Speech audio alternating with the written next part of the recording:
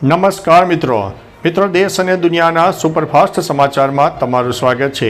ફિલ્મોમાંથી break, આધ્યાત્મિક સફરે Rajnikant. Superstar રજનીના ચાહકો માટે ચોંકાવનારા સમાચાર સામે આવ્યા છે। રજનીકાંતના અભિનયમાંથી બ્રેક લઈને હિમાલયના પર્વતોમાં આરામ ફરમાવતા ફોટો વાયરલ થઈ રહ્યા છે। આ ફોટોમાં રજનીકાંત રસ્તાની સાઈડ પર ભોજનનો આનંદ માણતા જોવા મળી રહ્યા છે। રજનીકાંત તેમના મિત્રો સાથે હળવશની પળો માણી રહ્યા છે। આ સુંદર ક્ષણો સોશિયલ મીડિયામાં વાયરલ થઈ રહી છે અને રજનીકાંતના ફેન્સ તેમની આધ્યાત્મિક સફરથી ખૂબ જ પ્રેરિત છે। મિત્રો, અન્ય મહત્વના સમાચારની વાત કરીએ તો એસવીપી હોસ્પિટલના લોન્ડ્રી વિભાગમાં આગ, જાનહાનિ ટળી। અમદાવાદના એલિસ બ્રિજ વિસ્તારમાં આવેલી એસવીપી હોસ્પિટલના લોન્ડ્રી વિભાગમાં ઇલેક્ટ્રિક ડક્ટમાં આગ લાગતા દોડધામ મચી ગઈ હતી। ઘટનાની જાણ થતાં 3 ફાયર ફાઇટર વાહનો તાત્કાલિક પહોંચ્યા, આગ ઉપર કાબૂ મેળવીને મોટી દુર્ઘટના ટાળી હતી। હોસ્પિટલ તંત્ર તપાસમાં લાગી રહ્યું છે। સીઈઓએ જણાવ્યું કે લોન્ડ્રી અને મુખ્ય બિલ્ડિંગ વચ્ચે અંતરના કારણે દર્દીઓ કે અન્યને કોઈ અસર થઈ નથી। મિત્રો, અન્ય મહત્વના સમાચારની વાત કરીએ તો ચૈતર વસાવાએ શરૂ કરી પદયાત્રા। ડેડિયાપાડાના ધારાસભ્ય ચૈતર વસાવા જેલમાંથી મુક્ત થયા બાદ આદિવાસી વિસ્તારોમાં રોડ રસ્તાના મુદ્દે પદયાત્રા શરૂ કરી હતી।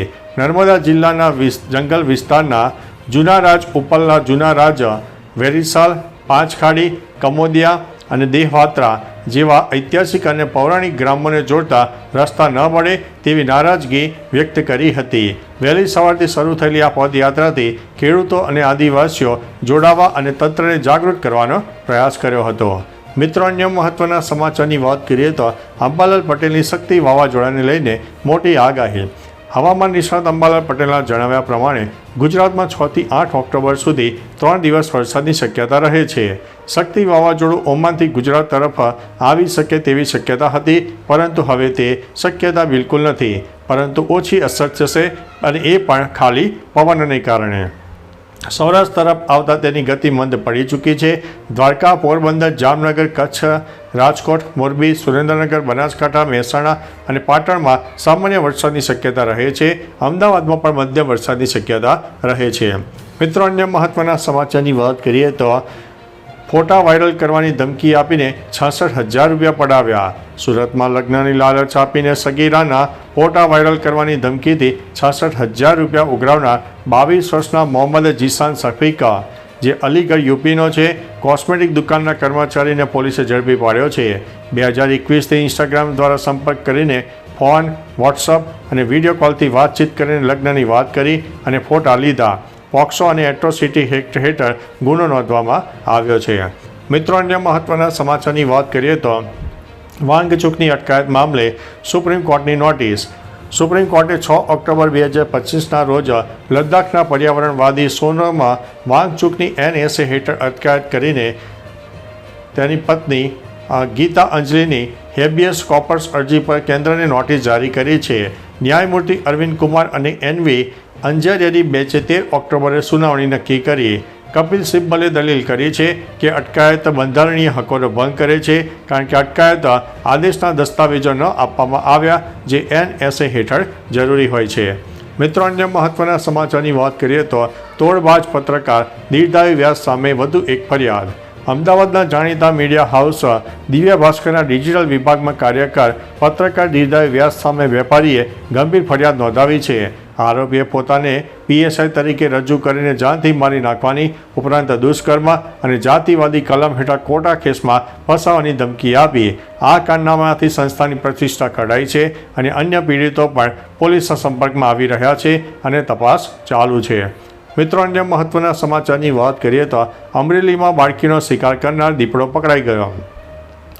અમરેલી જિલ્લાના સાવરકુંડલા તાલુકાના મોટા ભમોદરા ગામમાં 4 ઓક્ટોબરે 6 વર્ષની છૂટકી બરડિયાનું દીપડા હુમલામાં મૃત્યુ થયું। મધ્યપ્રદેશી મજૂર પરિવાર કપાસ વીણતા હતા ત્યારે રમતી બાળકીને દીપડો ઉઠાવીને શિકાર કરીને મારી નાખ્યું, ઉપરાંત તે ભાગી છૂટ્યો હતો। વન વિભાગે 6 ઓક્ટોબરે રાત્રે દીપડાને પાંજરે પકડ્યો હતો અને ખેડૂતોમાં ભય વ્યાપ્યો હતો। RFOની ટીમ હવે તપાસ કરી રહી છે। મિત્રો, અન્ય મહત્વના સમાચારની વાત કરીએ તો આગામી 24 કલાક બારે હવામાન વિભાગની માહિતી છે। અરબી સમુદ્રમાં સર્જાયેલી વરસાદી સિસ્ટમને કારણે સૌરાષ્ટ્ર અને હજુ કચ્છમાં વરસાદની શક્યતા રહે છે। દરિયાકાંઠે 40થી 50 કિલોમીટર પ્રતિ કલાકની ઝડપે પવન ફૂંકાવાની શક્યતા છે. બંદરો પર LCS-3 સિગ્નલ અને દક્ષિણ દરિયાકાંઠે DC-1 સિગ્નલ લાગ્યું છે. અમદાવાદમાં હળવા વરસાદની શક્યતા છે. પશ્ચિમ ગુજરાતમાં આગામી 24 કલાક માટે વરસાદી માહોલ રહેશે. મિત્રો, અન્ય મહત્વના સમાચારની વાત કરીએ તો ગીર ફાઉન્ડેશન ગાંધીનગર ખાતે નેચર વોકનું આયોજન કરાયું. ગાંધીનગરના ઇન્દ્રોડા પ્રકૃતિ ઉદ્યાનમાં 30થી વધુ યુવા યુવતીઓ અને બાળકોને નેચર વોકમાં ભાગ લીધો હતો. વન ભ્રમણ દરમિયાન વન્યજીવો, નિવાસતંત્ર, પર્યાવરણ, પક્ષી, વનસ્પતિ અને માનવ વન્યજીવન સહજીવન વિશે માહિતી આપવામાં આવી. 250થી વધુ હોમગાર્ડ જવાનો માટે જાગૃતિ કાર્યક્રમ યોજાયો, જેમાં વન્યજીવ ઘર્ષણ અને રેસ્ક્યુ વિશે માર્ગદર્શન આપવામાં આવ્યું હતું. મિત્રો, અન્ય મહત્વના સમાચારની વાત કરીએ તો ગિરનાર પર્વત પર આસ્થાની પુનઃસ્થાપના. ગિરનાર પર્વતના ગુરુ ગૌરક્ષનાથ મંદિર એટલે કે ગોરખ મંદિરમાં 5 ઓક્ટોબર 2025ની રાત્રે અજાણ્યા અસામાજિક તત્વોએ 5500 પગથિયાની આ પવિત્ર જગ્યામાં તોડફોડ કરી હતી. એટલું જ નહીં, મૂર્તિ ખીણમાં ફેંકી દીધી, જેનાથી ભાવિકો અને સાધુ સંતોમાં રોષ ફેલાયો હતો. 6 ઓક્ટોબરે જિલ્લા કલેક્ટર, SP સુબોધ વડોદરા અને સંતોની હાજરીમાં નવી મૂર્તિની શાસ્ત્રોક્ત પ્રાણ પ્રતિષ્ઠા કરાઈ અને ધાર્મિક ભાવનાઓ પુનઃસ્થાપિત થઈ હતી. મિત્રો, અન્ય મહત્વના સમાચારની વાત કરીએ તો બોટાદમાં ખેડૂત અને એજન્ટ વચ્ચે બબાલ. બોટાદ માર્કેટિંગ યાર્ડમાં કપાસ ખરીદી બાદ ખેડૂત અને વેપારી વચ્ચે થોડી બોલાચાલી થઈ હતી, જેનો વિડીયો વાયરલ થયો છે. 1380ના ભાવે લેવાયેલા કપાસમાં ભેજ બતાવીને વેપારીએ 80 રૂપિયા કાપ્યા હતા. આ બાબતે APMC ચેરમેને તાત્કાલિક વેપારીઓ અને કમિશન એજન્ટોની બેઠક બોલાવી. ચેરમેને યાર્ડમાં હરાજી સમયે જ માલ તપાસી લઈને લેવા માટે કડક સૂચના આપી હતી. ખેડૂતો સાથે ન્યાય અને પારદર્શિતા જાળવવા જણાવ્યું હતું. મિત્રો, અન્ય મહત્વના સમાચારની વાત કરીએ તો ગોંડલ માર્કેટિંગ યાર્ડમાં નવી મગફળીની અઢળક આવક થઈ રહી છે. ગોંડલ માર્કેટ યાર્ડમાં સિઝનની નવી મગફળીની અઢળક આવક નોંધાઈ છે.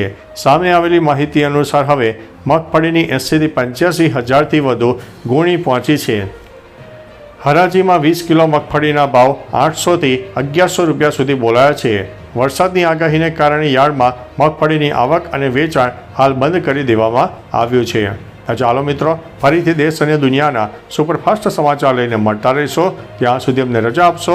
નમસ્તે.